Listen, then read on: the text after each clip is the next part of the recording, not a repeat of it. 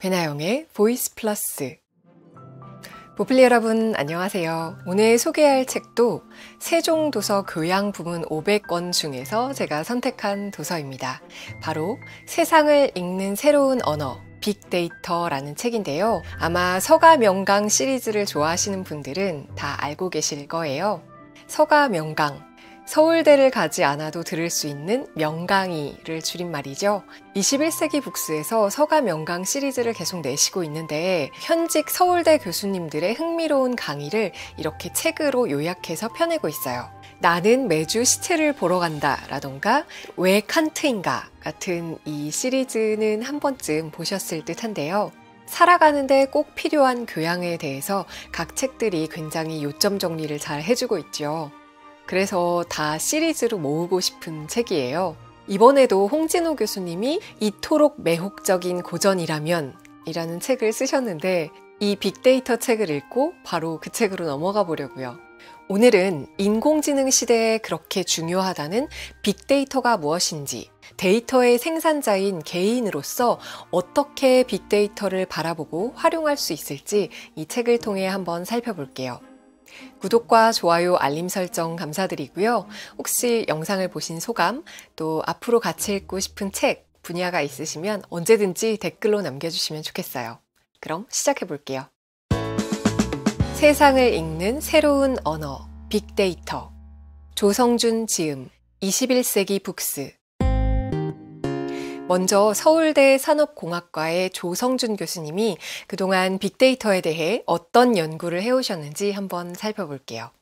조성준 교수님은 대한민국 최고의 빅데이터 전문가라고 소문이 자자하시죠. 서울대 산업공학과에서 석사까지 하신 후에 또 미국의 워싱턴 대학교에서 컴퓨터 비전 연구로 석사 연구까지 하셨고요.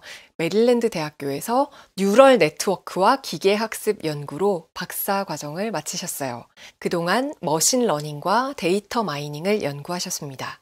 저는 사실 문과 태생이라서 인문학이나 사회과학 쪽은 친숙하지만 이렇게 공학 쪽, 이과의 학문들이 좀 멀게 느껴지는데요. 저 같은 분들을 위해서 잠깐 설명을 해볼게요. 산업공학은 산업 시스템을 구성하는 모든 분야를 연구하는 학문이래요. 단순하게 설명하자면 과학적 원리에 경영 전략을 접목시킨 학문이에요. 기업의 업무 과정을 체계화한다던가 기술 환경의 변화에 따라서 통합적으로 시스템을 설치하고 관리하는 이런 쪽의 학문이라서 기업과의 교류가 굉장히 활발하게 이루어지는 듯해요. 그래서 조성준 교수님도 삼성전자, 현대자동차, LG전자, 대기업이나 공공기관과 함께 빅데이터와 인공지능 연구를 하고 계세요. 그럼 책으로 돌아와서 빅데이터가 무엇인지 한번 살펴볼게요. 우리는 하루 종일 데이터를 만들어내죠. 아침에 눈을 뜨고 핸드폰을 켜는 순간 바로 우리의 위치 정보가 생성이 되고 우리가 깔아놓은 수많은 어플리케이션을 이용하는 동안 어떤 앱을 이용하는지도 기록이 돼요. 우리의 나이와 성별 또 사는 곳에 따라서 어느 정도로 스마트폰을 이용하는지 그런 데이터가 쌓이고요. 또 통화 내역이나 문자 사용 내역 같은 것도 전부 다 데이터로 쌓이게 되죠. 지금 여러분들이 이 영상을 보시면서 좋아요를 누르시면 그것도 유튜브에 내가 보는 영상의 분야라던가 어떤 영상을 더 많이 보았는지 기록이 쌓이면서 데이터가 정립이 되죠. 우리가 SNS에 올리는 사진이나 텍스트도 데이터로 변환이 돼요. 우리가 올리는 사진의 이미지, 또 주고받는 텍스트, 또 해시태그 같은 것들도 모두 데이터예요.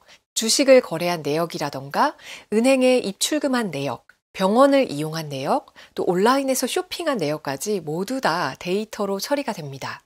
우리가 공학적인 원리는 모르더라도 이렇게 빅데이터가 좌지우지하는 세상에서 내가 어떤 식의 데이터를 생성하고 있는지, 내가 만들어낸 데이터는 어떻게 세상을 변화시키는지, 이렇게 만들어진 빅데이터를 어떻게 활용할 것인지는 알고 있어야겠죠. 이 책에서는 빅데이터의 기본인 양, 속도, 다양성에 대해서 아는 것은 물론이고 빅데이터와 비즈니스를 결합한 새로운 관점을 가져야 한다고 말합니다. 기업에서는 빅데이터를 가지고 어떤 새로운 사업 기회를 만들 것인가, 어떻게 고객과 소통을 하고 매출을 늘리고 직원들을 적재적소에 배치할 것인가를 고민해야 하고요. 또 공공기관 같은 경우에도 국민들의 마음을 읽고 비용 대비 효율이 좋은 정책을 수립을 해서 어떤 새로운 정책을 시행할 것인지를 빅데이터를 통해서 도출할 수 있는 거죠. 이렇게 수많은 사람들이 쌓아 올린 빅데이터가 가치를 가지기 위해서는 빅데이터를 분석하는 데이터 사이언티스트가 필요하고요. 또 이런 인사이트를 지지하고 결정하고 행동할 수 있는 의사결정자, 조직의 리더가 필요하다고 말합니다. 이 빅데이터를 요리하는 단계를 4가지로 살펴볼게요. 첫 번째, 무슨 일이 일어났는가? 두 번째, 왜 일어났는가? 세 번째, 어떤 일이 일어날 것인가? 또 4번째, 우리는 무엇을 해야 하는가입니다. 우리가 빅데이터를 관찰하면 지금까지 무슨 일이 일어났는지 그 과거를 알 수 있어요. 그리고 수많은 현상들이 벌어지고 있는 이유에 대해서도 알아볼 수 있습니다. 그렇다면 앞으로 무슨 일이 벌어질지도 예측이 가능하겠죠? 여기서부터가 굉장히 흥미로운 영역이에요. 앞으로 어떤 일이 벌어질 것인지 예측이 가능하다면 우리는 무엇을 해야 할지 액션 플랜을 짤 수가 있겠죠. 예를 들면 어떤 질병 관련 빅데이터가 우리에게 있어요. 그래서 같은 질병을 가진 사람이 병원을 찾아갑니다. A 병원에 갔더니 A 병원의 의사는 당장 입원해서 수술을 하라고 권해요. 그런데 B 병원에 갔더니 이 정도면 괜찮다고 그냥 조금 더 두고 봅시다 라고 말해요. 우리는 누구의 말을 들어야 할까요? 이럴 때 빅데이터를 가지고 분석을 한다면 상당히 정확하게 분석을 해서 해결 방안을 도출할 수 있겠죠. 만약에 엑스레이 사진을 분석하고 판독한 결과 이러이러한 질병일 가능성이 81%입니다. 이렇게 정확하게 숫자로 표현이 될 거고요. 이런 경우 2달 안에 수술을 받았을 때 완치될 확률은 몇 %입니다. 이것도 정확하게 수치로 표시가 되겠죠.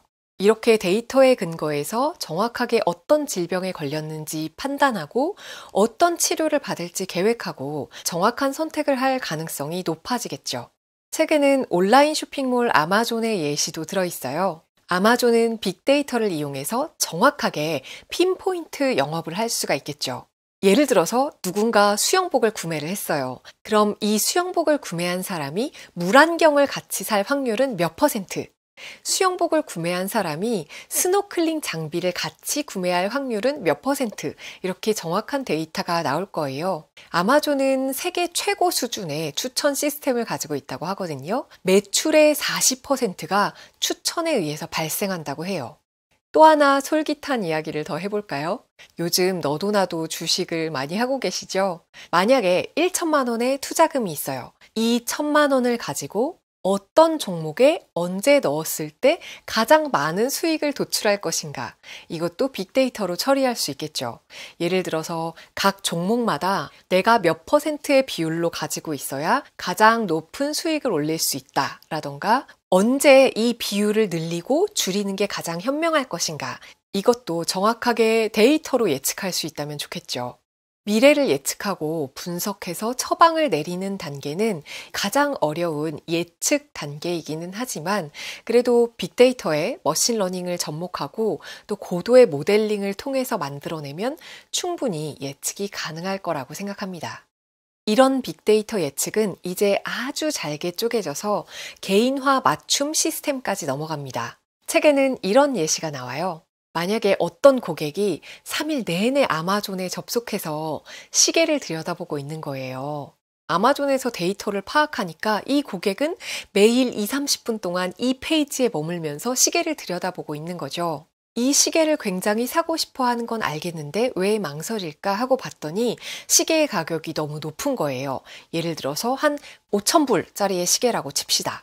그러면 이 고객은 이 시계가 마음에 들지만 가격 때문에 약간 망설이고 있구나라고 판단을 할 수가 있겠죠?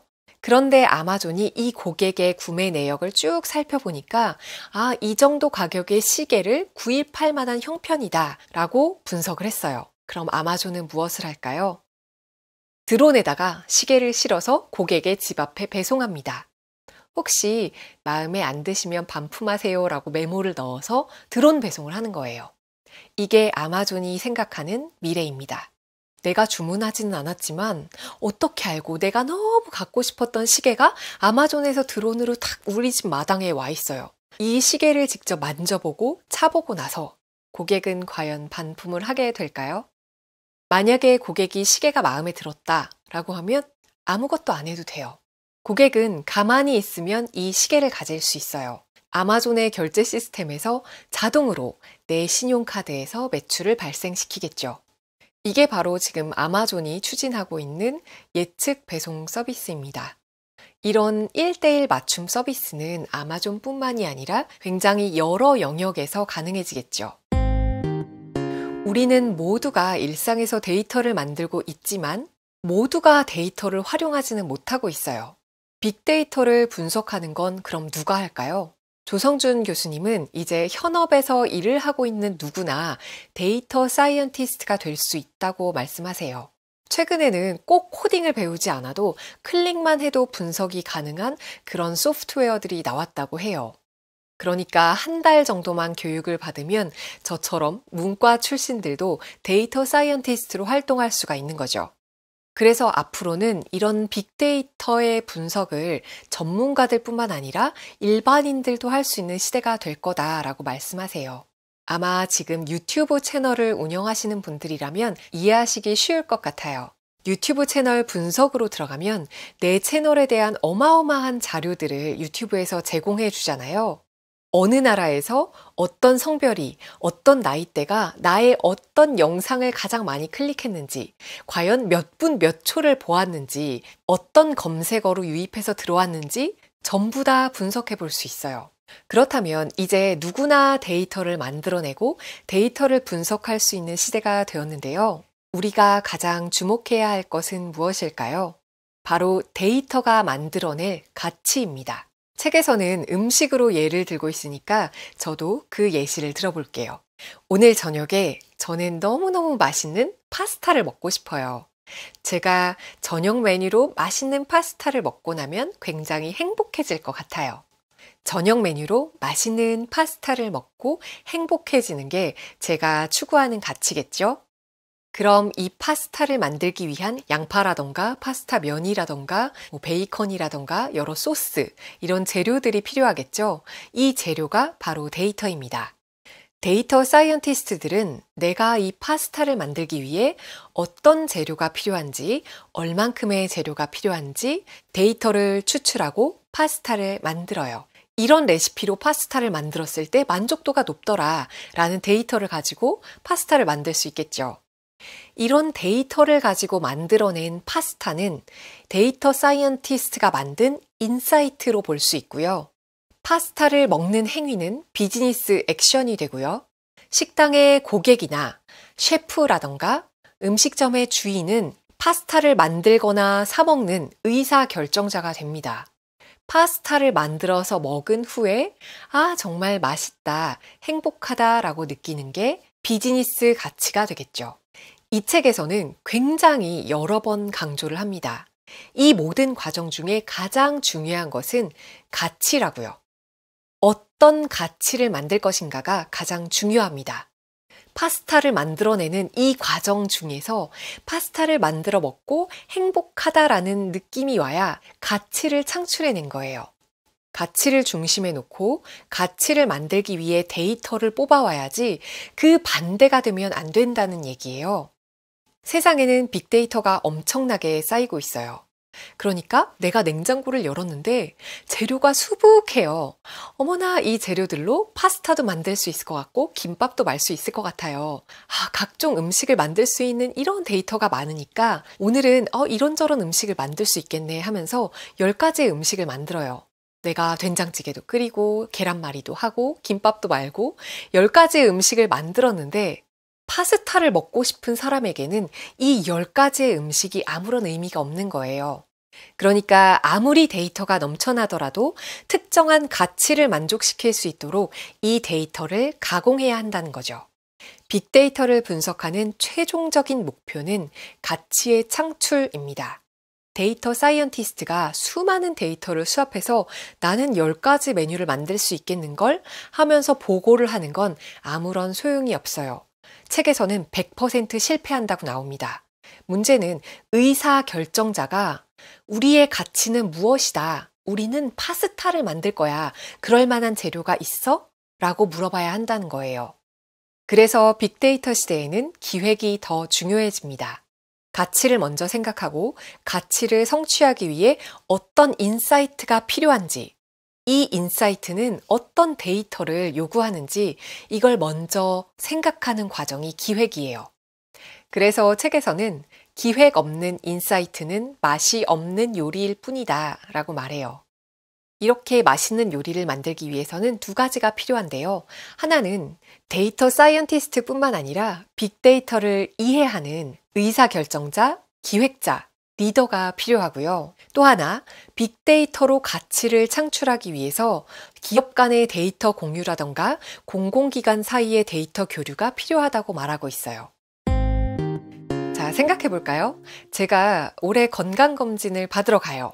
병원에 가서 건강검진을 받았어요. 데이터는 저한테서 나왔지만 제가 데이터를 이용할 방법은 없어요. 저의 검사 결과는 모두 병원이나 건강검진센터에서 저장하고 그들에게 저작권이 생기죠. 저한테는 그냥 건강검진을 했다는 기록표가 종이로 날라와요. 끝이죠. 마찬가지로 휴대폰 통신사도, 또 온라인 쇼핑몰도, 은행도 다 제 데이터를 가지고 있는데 저한테는 데이터가 남지 않아요. 그래서 요즘 마이 데이터 운동이 생겨났어요. 정부가 수집한 내 세금 기록, 내 몸과 관련된 헬스케어 기록, 이런 것들을 내 데이터를 내가 관리하면서 내 스스로 내 데이터의 용도를 결정하겠다는 운동이에요. 제가 건강검진을 받았던 기록이 있고 그래서 이러이러한 처방을 받고 또 이렇게 운동을 해서 몸이 좋아진 기록이 있어요. 그럼 제 기록을 필요한 병원에 금전적인 혜택을 받고 제공할 수 있는 거죠. 아니면 유명한 스포츠 용품 회사에 내 트레이닝 기록을 제공하고 제 데이터를 제공하는 대신에 무료로 고급스러운 트레이닝 서비스를 받아요. 이런 식으로 나의 데이터를 내가 주체적으로 활용할 수 있게 되는 거죠. 여러분들도 이 책을 읽어보시고 앞으로 빅데이터 시대에 내가 만든 데이터는 나에게 권리가 있다는 그런 주인의식을 가지셨으면 좋겠어요. 우리 개개인의 정보를 어떤 식으로 보호할 것인지, 어떻게 최대한 나를 위해 활용할 것인지 이 책을 읽고 같이 고민해 보시면 좋겠습니다. 오늘도 성장하는 하루 되시길 바라요. 우리는 다음 영상에서 만나요. 안녕. 배나영의 보이스 플러스